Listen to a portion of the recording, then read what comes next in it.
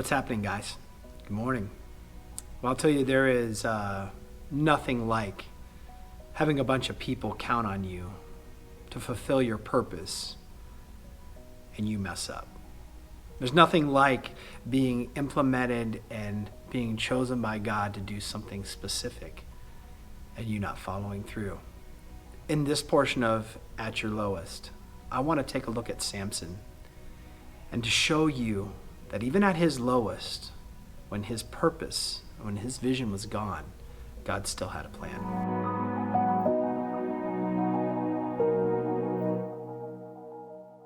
What is happening, everybody? So glad you're joining us this morning. We have been going over this series, At Your Lowest, and the whole concept has been that God is with us in strength and with purpose when we're at our lowest. I wanted to take a look at the Bible character of Samson out of the book of Judges. What an unbelievable drama that you look at his life. It's filled with indiscretions and strength and highs and lows and deception, and all of a sudden it crescendos at the end with Samson doing something great for God. But I'll tell you what, it really begins for me with asking you a question. Have you ever felt in your life that you didn't have vision? Can you remind yourself even right now of what that felt like? When there was no vision for your tomorrow, where you strayed so far away from the purpose that God's given you that no longer you had anything to look forward to. I've always thought and had in my mind of what Samson would look like when his hair was cut.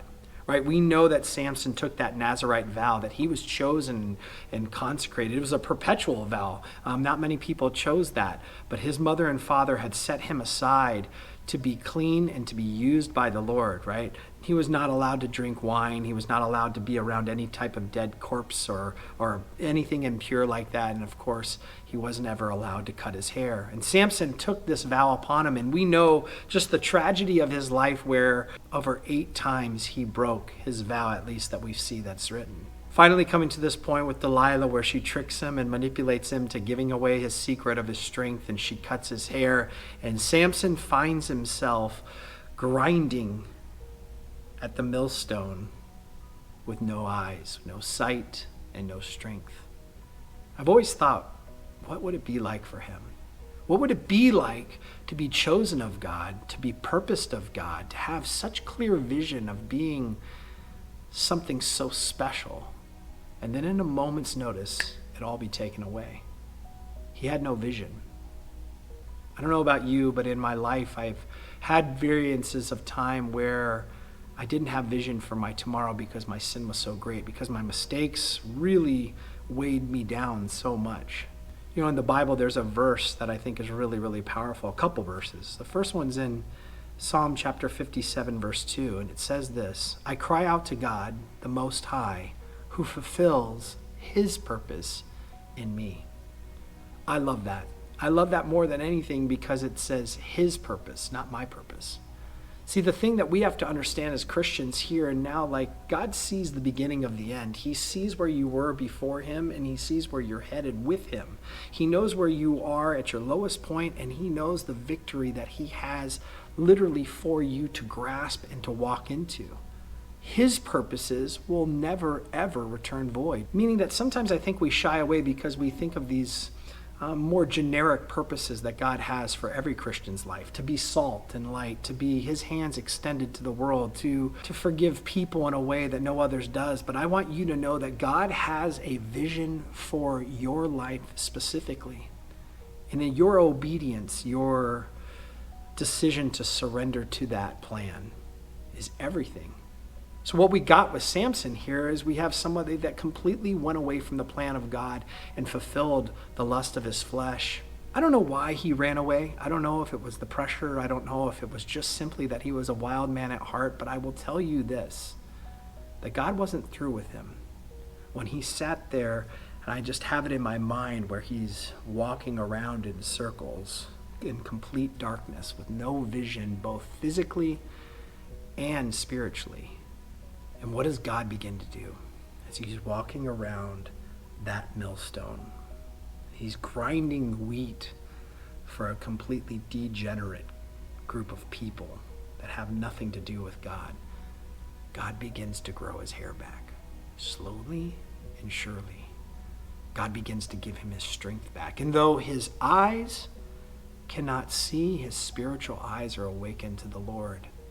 And God has his purpose, which was to defeat the Philistines, still in his plan and in his sight. You know, there's something that Philippians chapter 1, verse 6 says that I think needs to be really received by us. We've heard it before if we've been in church, but I think sometimes we don't receive it. It says that he that began a good work in you will bring it to completion. The purposes, the specific plan that God has for you. And it can be a myriad of different things. It's not just for pastors or missionaries set aside like that. Like the purposes that he has for you, he will bring to completion. Why? Because when you are fulfilled, when you are restored, and when you are in the will of God, others see the glory of the Lord in such extreme measures. You fulfilling your God-given purpose is a bright light shining on the cross and the grace of Christ. I want you to know today that no matter where you are, no matter how far you've fallen away from what the plan of God is, he hasn't given up on you. I think he's growing back your strength. As you have no vision similar to Samson, I think it can all change in a single moment as you begin to say, Lord, will you restore my sight? I hope this makes sense to you. I hope it encourages you, and I hope you are asking the Lord actively to restore back the vision that he has specifically for you.